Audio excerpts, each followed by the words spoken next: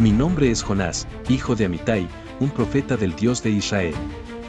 Mi vida cambió el día en que Dios habló directamente a mi corazón. Su voz fue clara y poderosa: levántate y ve a Nínive, la gran ciudad, y proclama contra ella, porque su maldad ha llegado hasta mí. ¿Sabía de Nínive? ¿Quién no sabía?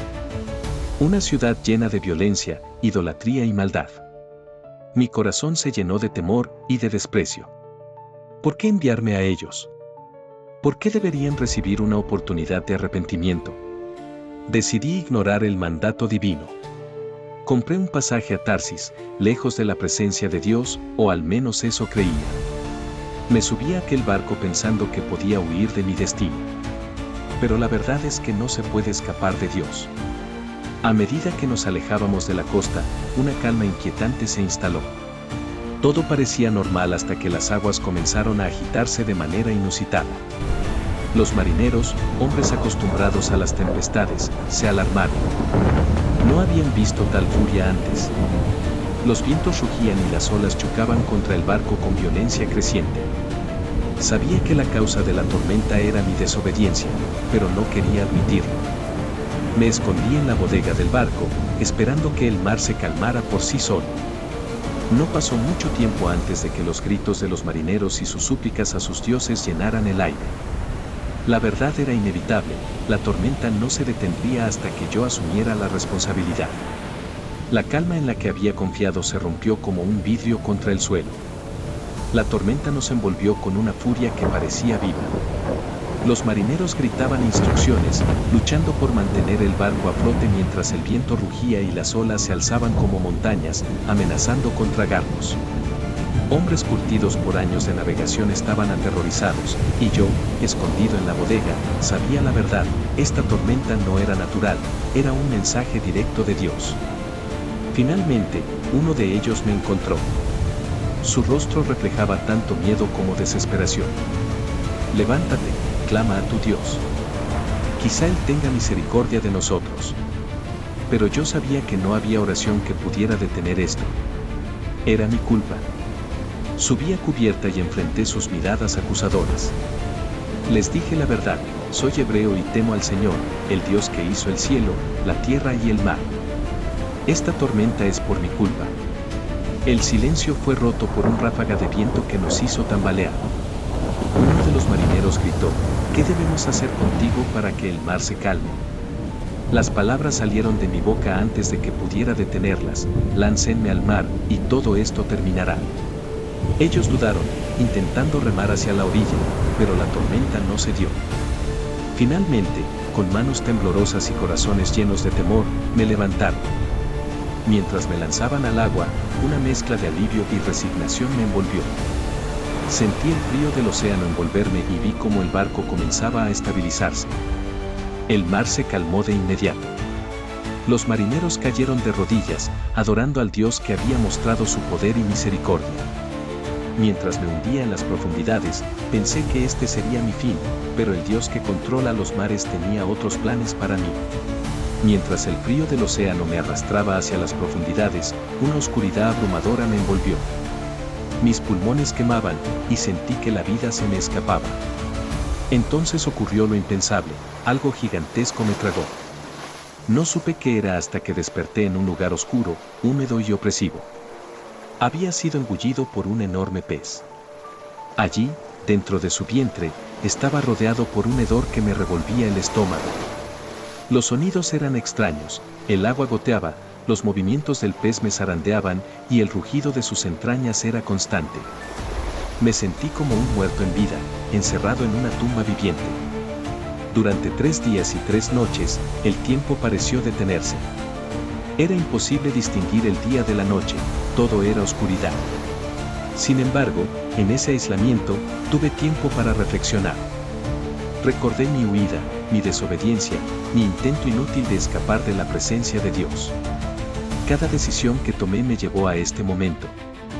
Finalmente, con el corazón lleno de arrepentimiento, clamé a Dios: desde el vientre del Seol clamé, y tú oíste mi voz. Tú me echaste al abismo, pero aún en lo más profundo, me has escuchado. Dios, en su infinita misericordia, no me abandonó. A través de mi oración, sentí que algo cambiaba. El pez comenzó a agitarse y de repente fui lanzado hacia la luz. El sol me cegó por un momento y me encontré en la orilla, jadeando por aire. Dios me había dado una nueva oportunidad. Aunque estaba cubierto de arena y restos del pez, mi espíritu estaba renovado. Sabía que no podía volver a huir. Mi misión aún me esperaba y esta vez no iba a fallar. Esta vez no huí. Con cada paso que daba hacia Nínive, sentía el peso de mi misión, el eco de las palabras de Dios resonando en mi mente: ve y proclama contra ella. Después de días de viaje, las murallas de la ciudad aparecieron en el horizonte. Era inmensa, más grande de lo que jamás había imaginado. Nínive parecía extenderse hasta donde alcanzaba la vista, y cada esquina parecía gritar la maldad que había llegado hasta Dios. Las calles estaban llenas de gente. Los mercados bulliciosos, los soldados vigilantes, los templos dedicados a sus dioses falsos, todo era una muestra del esplendor y decadencia de aquella ciudad. Caminé a través de ellos, sintiendo las miradas curiosas y desconfiadas. Finalmente, al llegar al corazón de la ciudad, levanté la voz y proclamé con toda mi fuerza: de aquí a 40 días, Nínive será destruida. Esperaba burlas o incluso agresión, pero lo que ocurrió me dejó sin palabras. La gente empezó a murmurar, y esos murmullos se convirtieron en clamor. Desde el más rico hasta el más pobre, comenzaron a arrodillarse, rasgar sus vestiduras y clamar a Dios. Fue como si una ola de arrepentimiento recorriera la ciudad. Cuando el mensaje llegó al palacio, el propio rey dejó su trono, se vistió de cilicio y se cubrió de ceniza. Emitió un decreto para que todos, incluso los animales, ayunaran y clamaran al Señor. ¿Quién sabe? Quizás Dios se arrepienta y apartará su ira, y no pereceremos. Yo observaba todo esto con asombro.